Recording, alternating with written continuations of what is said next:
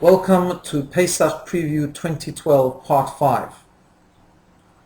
Towards the end of the Haggadah, just before we drink the second cup, we quote a passage from the Mishnah that teaches us that Rabban Gamliel told us that it is a critical part of telling the story to mention and explain the three mitzvahs of the Seder night. Pesach, which refers to the Paschal offering that was brought in the time of the temple, matzah, the mitzvah of eating matzah, and moror, the mitzvah of eating bitter herbs. And then we go on to explain each of these three special mitzvot. Matzah we still eat today, as well as we do moror, and of course the Paschal offering, while we don't have a temple, we just remember it via the shank bone on the Seder plate and by eating the afikomen towards the end of the meal. Why are these three things so important? One of the reasons is because it is these three things that create a formula for spiritual success. On Pesach we celebrate, but not just celebrate, we experience freedom and we try to upgrade our connection to spiritual pursuit and closeness to God. Spiritual success is made up of three things. The first is moror, which represents the bitter herbs.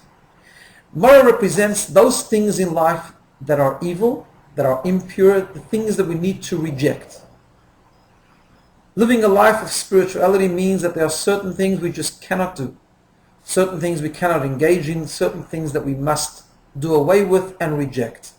That is symbolized by the moror, the bitter herbs, reminding us that there are certain things that are bitter that we cannot have.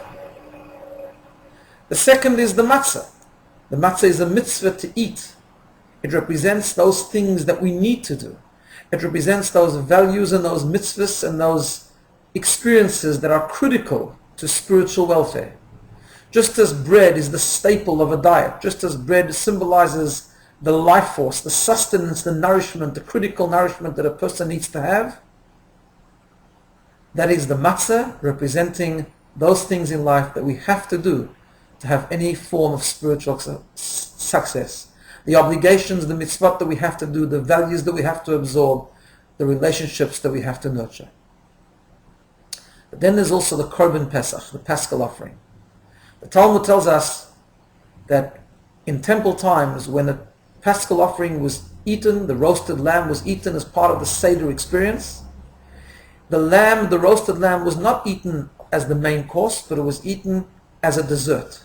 In fact, the word afikomen, which we have today to commemorate the Korban Pesach, means the dessert. So the Korban Pesach was not eaten when you're hungry. The Korban Pesach, the Paschal offering, needs to be eaten al hasoiva, when we're already satisfied. It needs to be eaten as something of a luxury, something that we eat at the end of the meal, an extra thing, something we don't need, not a necessity, but we just eat it for enjoyment towards the end of the meal like a dessert. And that symbolizes that concept, that to really have spiritual success, it is not enough to get away with the things we have to do. We need to demonstrate our enjoyment with spirituality. We need to learn to enjoy learning, to enjoy doing a mitzvah, and to go the extra mile, to embrace those things which perhaps we don't have to do.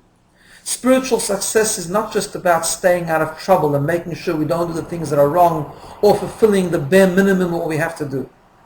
Being really free, experiencing the Seder means to embrace those things which are dessert, which are just luxuries.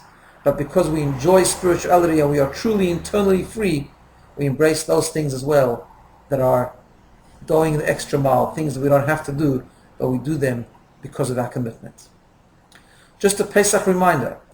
We know that on Pesach not only is it prohibited to eat chametz, but it's also prohibited to use utensils that are used all year round for chametz purposes. Some utensils can be kashered for Pesach, like metal utensils, like kiddush cups, and so on. But the laws of kashering are very complex, and therefore it's always advisable not to kasher any utensils on your own, but to seek halachic advice to know how to do it exactly. Some utensils could be kashered, some can't, so make sure that you know which ones could be kashered and that it's done properly and correctly. Have a wonderful day.